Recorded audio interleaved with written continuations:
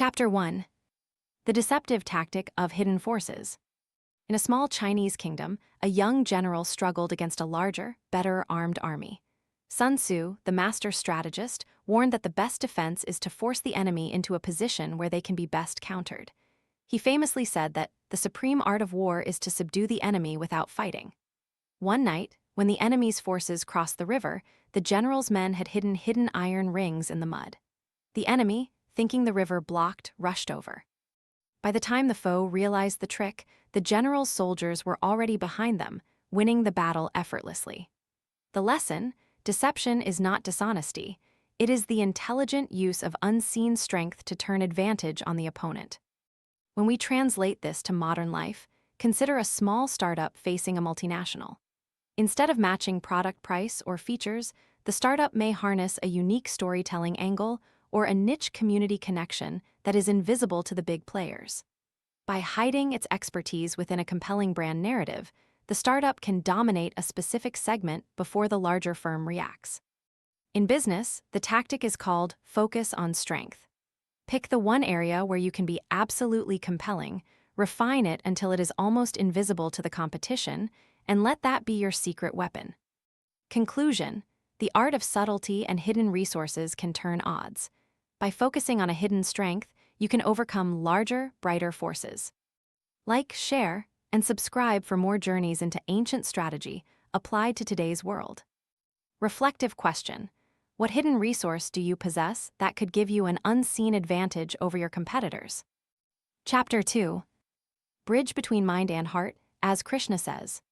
In the Mahabharata, before the great battle of Kurukshetra, the warrior Prince Arjuna sank into doubt and despair.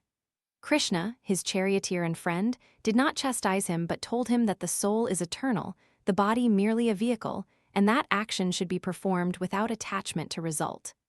Be steadfast as stone, yet flow like water, Krishna advised. The example demonstrates a timeless blend of duty and detachment. When modern leaders face the pressure of quarterly results, the teachings of Krishna encourage them to focus on purpose, not just profit.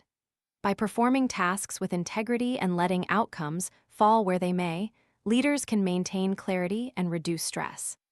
How you can apply this: before launching a marketing campaign, align the team's heart with the vision of serving customers, not merely securing sales. Encourage a culture where performance metrics are considered growth rather than judgment. When mistakes happen, treat them as lessons rather than failures. Conclusion: Krishna's guidance reminds us that the path to achievement is paved with purpose, not obsession. Like, share, and subscribe for more insights that marry ancient wisdom with active leadership. Reflective question: are you motivated by the process or only by the result? Chapter 3. The Power of Knowledge, like Sun Tzu's study of the 3 S words. Sun Tzu, 3 S words: situation, strategy, skill were the pillars of battlefield success.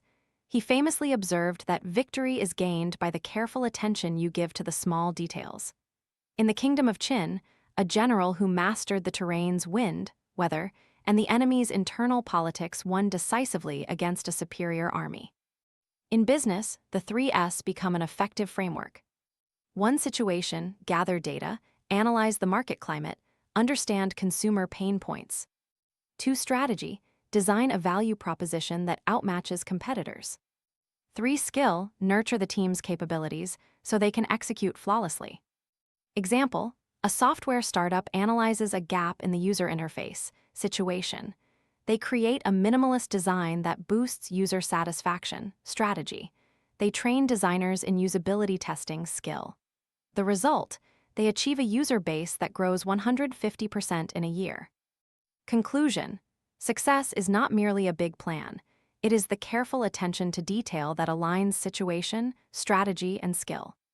Like, share, and subscribe for more actionable frameworks rooted in ancient insights. Reflective question: how well do you align your situational awareness, strategic vision, and skill set today? Chapter 4. An Alternative Path, TATVA of Flow and Decision. Krishna in the Bhagavad Gita taught the concept of tattva, the truth underlying all actions.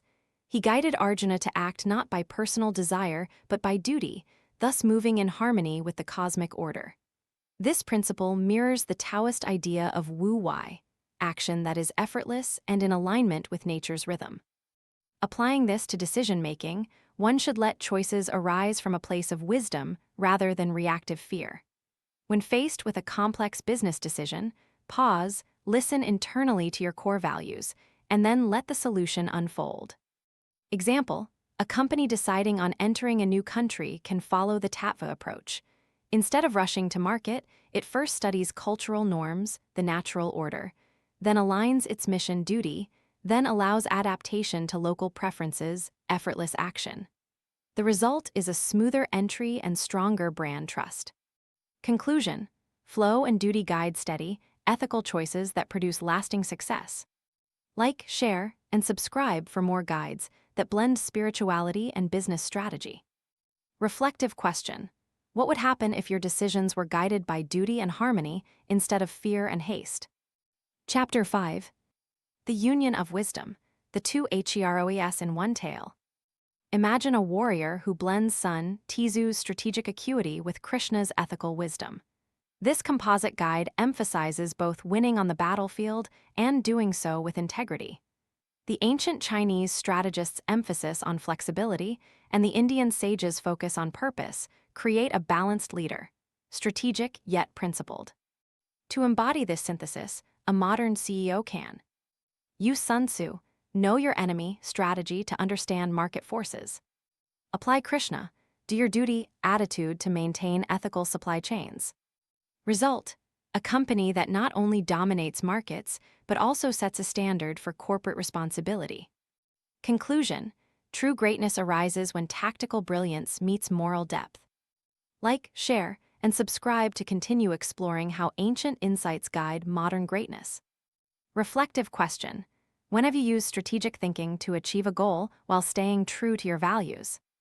Philosophy spotlight: Vedanta and Hindu philosophy. Vedanta, the culmination of the Upanishads, teaches that the ultimate reality is Brahman, the singular, unchanging essence that permeates all existence. The philosophy states that individuals are not separate from this divine consciousness. Rather, they are manifestations of Brahman. The practical wisdom is simple: recognize your true nature, align with it, and act accordingly. Key historical figure: Sri Adi Shankaracharya, a 8th century philosopher, championed Advaita Vedanta, arguing that the illusion of separateness, Maya, must be pierced to realize unity.